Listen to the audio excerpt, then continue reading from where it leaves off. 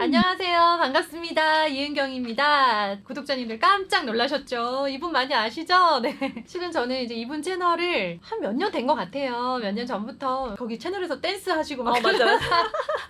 라이브로 댄스 하시던 그 시절 막 보면서 막 이거 너무 신기하다. 신박한 채널이다. 막 그런 생각하면서 지켜봤던 우리 김유라 작가님께서 오늘 본인의 신간은 아니시지만 또 우리 아이들을 위한 경제 교육을 위한 책도 소개해 주시고 우리 어머님들 너무 필요하죠. 네. 경제 교육뿐만 아니라 우리 어머님들의 재테크에도 좋은 말씀을 해주시기 위해서 이렇게 나오셨습니다. 안녕하세요. 안녕하세요. 네, 소개 좀 부탁드릴게요. 네, 저는 유튜브 김유라 TV 운영하면서 2022 내 집 마련 가계부 그리고 나는 마트 대신 부동산에 간다 아들 셋 엄마의 돈 되는 독서 저자 김유라입니다. 네, 나오게 되신 목적은 두 가지, 책 홍보 그리고 또 경제 교육에 관한 정보를 주시기 위해서 나오신 거라서 먼저는 이번에 홍보하시기 위해서 나오신 이 책에 대해서 좀 소개해 주시면 좋겠습니다. 어떤 책인가요? 12살에 부자가 된 키라라는 책이에요. 네. 다들 한 번쯤 들어보셨을 거예요. 네. 이 책은 우리 존니 대표님이 강력 추천한 도서기도 하고요. 그 돈에 대해서 굉장히 유명한 베스트셀러 작가 보두 셰퍼가 이제 만든 책이거든요. 네. 근데 기존에 나와 있던 책은 조금 그림도 별로 없고 좀 글씨가 많고 아이들이 읽으면 참 좋겠는데 유익하긴 한데 좀 어렵다. 어려웠던 딱딱한. 저 아들 셋이거든요. 네. 중학교 1학년, 초등학교 5학년, 초등학교 2학년 이렇게 3명 아들 셋 키우고 있는데 너무 재밌게 보는 거야 진짜. 셋 다. 네. 앉은 자리에서 3권을 뚝딱 보는. 저도 중1 아들 엄마라서 되게 공감하는 게 중학교 가도 만화 되게 좋아하더라고요. 여전히 봅니다. 네. 그래서 이렇게 그 책이 만화 버전으로 새롭게 나왔고 이것들을 우리 구독자님들께 알려드리기 위해서 이렇게 나와주셨습니다. 책에 관한 이야기를 제가 읽으면서 좀 궁금했던 거 몇 가지 여쭤보려고 해요. 얘가 되게 많은 뭔가 어떤 습관을 막 가지고 있더라고요. 경제도 습관이고 공부도 습관이고 사실 다 습관이잖아요. 성공일기도 쓰고요. 키라 챌린지라고 그런 것도 막 해요. 얘가 보면은 습관이랑 그 다음에 경제 이것들을 메모를 자꾸 하더라고요. 실제로 이제 메모가 저는 사실 제가 글을 쓰는 사람이고 또 작가님도 글을 써서 아시겠지만 글 쓰는 데는 도움 되잖아요. 굉장히 도움되죠. 네. 근데 저는 경제와 메모를 연결을 한다? 메모를 하는 게 경제 교육이나 돈을 불려가는데 도움이 된다라는 생각을 해본 적이 없어가지고 메모하는 모습이 굉장히 인상적이었거든요. 네, 이런 것들이 실제로 도움이 되는 건지 그리고 이제 작가님 어떤 재테크의 여왕? 네, 재테크 정말 잘하시기로 소문나신 분이시잖아요. 그러면 실제 메모를 하면서 메모를 통해서 효과를 보신 게 있는지 궁금해요. 저는 솔직히 메모를 지금 거의 10년 이상을 하고 있어요. 저는 뭘 쓰냐면 경제 일기 같은 거 제가 써요. 키라랑 굉장히 비슷하죠. 네. 그리고 제가 키라 이거 보고 깜짝 놀랐어요. 어떻게 애기가 이런 걸 하지? 제가 이제 시작했던 거는 일단 기억을 못 하니까 내가 몇 년도 몇 월에 뭐를 했는지 어디에 투자를 했고 어디에 실수를 내가 했는지를 점검을 해봐야 돼요. 이거 가계부 쓰는 거랑 똑같거든요. 가계부를 써야 내가 수입에 비해 너무 많이 썼구나. 안 써도 되는데 과소비했구나 점검이 돼요. 투자도 마찬가지거든요. 다들 주식 투자 뭐 조금씩도 하시고 부동산 투자 하시는 분도 계실 텐데 내가 몇 년도 몇 월 며칠에 어떤 주식을 몇 주를 얼마 샀는지 잘 몰라요. 기억이 안 나요. 네, 그거 다 찾아봐야 되고 내가 그때 왜 샀는지 맞아요. 사고 나서 떨어지거나 오를 수 있어요. 근데 왜 떨어지고 왜 올랐는지 파악이 안 되니까 떨어진다고 팔고. 맞아요. 네. 샀던 이유를 잊으니까 네. 그냥 떨어지면 팔아야 될 것 같아요. 나의 그 명확한 어떤 근거가 있어야지 내가 이거는 언제 정도까지 지금 어떤 수요가 부족하니까 몇 년도까지는 좀 가져가야겠다. 이런 걸 늘 메모를 하는 습관이 필요한데요. 제가 제 노트를 한번 보여드릴까요? 경제 노트가 있어요? 경제 노트를 이번에 제가 다 써가지고 새로 만들었어요. 어제 만들었어요. 8월 20일 일요일 써있죠. 네네 어제네요. 이것도 8월 22일이고 여러 가지를 그냥 글씨도 예쁘시고 주식 같은 것도 네. 뭐 얼마 하겠다 목표를 적는 거야. 어. 내가 이거 투자해서 얼마 만들겠다. 목표. 네, 내가 원하는 거. 아. 보여드릴 수는 없는데 네, 이렇게 노트를 저는 가지고 다녀요. 일기는 따로 안 씁니다. 그 네, 두 개는 좀 어렵죠? 네, 이것만 써요. 산 종목과 목표까지 이렇게 써 있어요. 지금 네, 보면 네, 수치로 써 있는데 와, 그 되게 신기해요. 목표가까지 안 팔고 버티는 거예요. 나와의 약속인 거네요. 그쵸, 나와의 일종의. 약속인 거예요. 네. 그렇게 지금까지 그럼 계속 그런 원칙대로 오셨던 거예요? 근데 중간에 이제 제가 공부를 하면서 원칙이 바뀌기도 하죠. 내가 그때 좀 잘못 생각했구나. 내가 그땐 조금 공부가 부족했구나. 계획이니까 바뀔 그쵸, 수 그쵸. 있는 바뀔 거죠? 수도 있는 거죠. 그렇구나. 그렇구나. 저는 이제 키라를 보면서 실제로 이런 사람이 있을까? 그런 생각도 하고 좋은 방법이기는 한데 좀 비현실적이지 않아? 라는 생각을 했거든요. 얘 만화 속에 살고 있네? 약간 이런 생각도 했는데 실제로 이렇게 메모를 해서 10년간 재테크를 해오신 분을 약간 키라의 현실 버전인 거잖아요. 그쵸? 네네. 키라가 어른이 되면 이렇게 잘하겠네요. 더 잘 될 것 같아요. 전 생각해보지 못했던 방법이라서. 그리고 완전 초보. 재테크에 이제 제자 지읒 정도 알고 있는 그런 사람이다 보니까 그럼 이제 메모 강추하시나요? 하루에 한 네. 페이지 정도 적으시면 좋아요.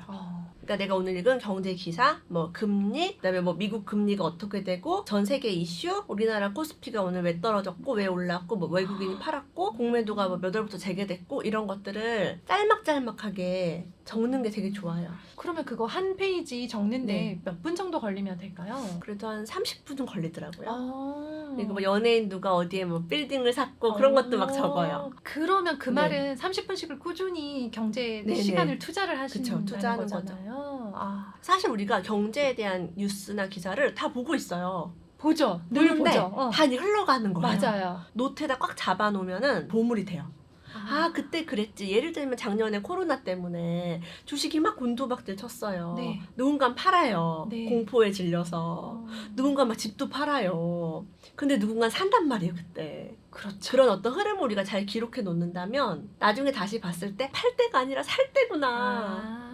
그래, 그때 이런 기분이었지. 우리 그냥 싹 스치고 그죠? 네, 모든 정보는 네. 스마트폰에 들어있으니까 기사들은 남겨져 있으니까 라고 생각을 하는데 그러면 혹시 작가님 아들 셋도 경제 관련 메모를 하나요? 일기를 쓰고 우리 애들은 사실 너무 애기기 때문에 하지 않고요. 저는 사실 아이들에게 그런 걸 시키는 거는 적합하지 않다고 생각을 해요. 키라는 좀 자기가 원해서 네. 한 스타일이에요. 억지로 막 부모가 시키고 이런 게 아니라 본인이 좋아서 본인이 한 좋아서 한 거잖아요. 거고 본인이 부자가 되기 위해 한 거고 부모님들이 애한테 야 이거 경제 이거 노트 쓰면 좋다더라 네. 써라 하면 애들이 싫어요. 안 할 것 같거든요. 안 해요. 네. 안 하고 저는 그냥 제가 열심히 쓰는 모습을 보여주니까 아이들이 은연중에 아 엄마가 하는 저런 게 훗날 나에게 도움이 되겠다 정도만 가져가도 그쵸. 그 모습을 보기만 해도 좋겠죠. 그리고 키라 또 책도 봤으니까 언젠가 쓰지 않을까 싶습니다. 그러니까 메모를 강요할 필요는 없고 부모는 먼저 시작하면 좋고 네. 나중에 그 모습을 아이들이 따라해주면 너무 좋고. 네. 그쵸. 근데 이제 이렇게 원해서 막 이렇게 부자가 되는 아이들을 책으로 보는 것도 아이들은 정말 되게 좋을 자극이 것 같아요. 엄청 되죠. 맞아요. 아이들이 깜짝 놀라더라고요.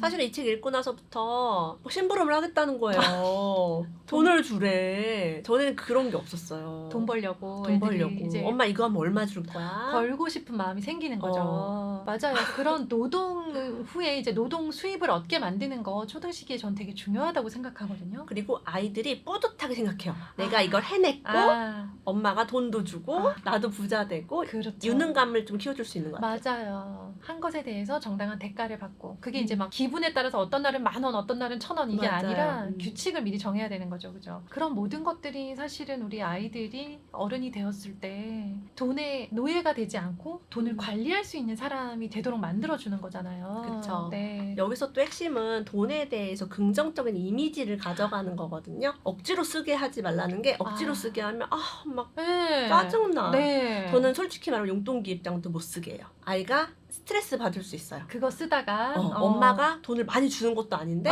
쬐끔 주면서 1,000원 주면서 써. 거기다가 뭐 쫀디기를 먹었나 아이스크림을 먹었나 그리고 아이는 입장에서는 불량식품 먹으면 좀 감추고 싶단 말이에요. 그렇죠. 그래서 쓸데없는 것도 좀 사고 싶고. 네, 그래서 저는 용돈을 뭐 거의 안 주기 때문에 그냥 쓰지 말라 그래요. 필요 없다고. 제가 큰 돈을 주면 또 돈 관리가 필요하겠지만 저도 용돈을 주긴 하는데 네. 기입장을 애들이 하도 귀찮아해서 네. 안 쓰고 있는 상태인데 네. 그거에 대해서 약간 써야 되나 그런 네. 마음이 있었거든요. 네. 근데 싫어한다면 안 써도 괜찮다. 때가 되면 자기들이 필요성을 느낄 거예요. 내가 좀 돈 관리가 안 되는데 돈을 나는 왜 이렇게 남은 게 없지? 분명히 그런 친구를 만나게 되거나 사회에 가가지고 멘토를 만나게 됩니다. 돈을 모으고 싶다라는 마음이 생기는 게 중요한 것 같아요. 맞아요. 네, 그 마음에서 출발해야 경제교육이 좀 부드럽지. 너는 돈 관리 이렇게 못해서 어떻게 이제 막 이렇게 하거나 부자가 돼야만 돼라고 아이한테 맞아요. 강요를 한들 그죠. 전혀 필요를 못 느끼는 아이가 시작하긴 어렵겠죠. 그리고 또 하나 이제 키라를 보니까 주식을 해요. 네. 주식 투자를 이제 하는데 사실 이제 한 작년 정도 존리 대표님의 어떤 그런 방송 막 여파로 아이들 초등 아이들 주식 사 담아주자라는 바람이 막 불고 난리가 있잖아요. 났죠. 난리가 나죠. 진짜. 계좌가 진짜 작년 올해 엄청나게 열렸다고 네, 합니다. 저도 뭐 바람 막 탔어요. 남들 하는 거 다 따라요. 저는 잘은 못하고 투자금도 안 많으면서 일단 계좌는 막 열었거든요. 요새 또 보니까 뭐 아이들한테 미국 주식을 사줘라 맞아요, 막 이런 맞아요. 또 분위기가 있더라고요. 작가님 아들들은 어떤지 궁금해요. 우리 재테크의 고수님은 본인의 자식들을 어떻게 시키고 계신지. 2년 전에 미국 주식을 조금 아. 사줬어요. 애들 명의로 들어간 네, 거죠? 애들 명의로 다 네. 해서 아이들이 이제 유튜브를 너무 재밌게 보니까 저도 유튜브를 또 하잖아요. 네. 그때 이제 아이들한테 니네가 자주 보는 이 알파벳 A 회사 주식을 엄마가 아. 사줄게. 그 당시에 한 110만 원 정도 했어, 한 주에. 많이 올랐죠. 지금 뭐 260, 250 하는 것 같아요. 2배 넘었네요. 2배 이상 올랐어요. 어. 2년 만에 그렇게 올랐고, 작년에는 또 이제 제가 주식 투자를 조금 해줬는데, 해외 주식은 세금이 있어요. 그래서 국내 주식은 세금이 없잖아요. 네. 그래서 제가 아까도 방송 전에 막 세금 네. 얘기를 조금 했어요. 그래서 돈을 버는 것도 중요하지만 세금을 안 내는 게 사실 되게 중요해요. 조금만 벌어도 되거든요. 작년에 이제 국내 주식 시작을 해서 혹시 종목 여쭤볼 수 얘기해줘. 있을까요?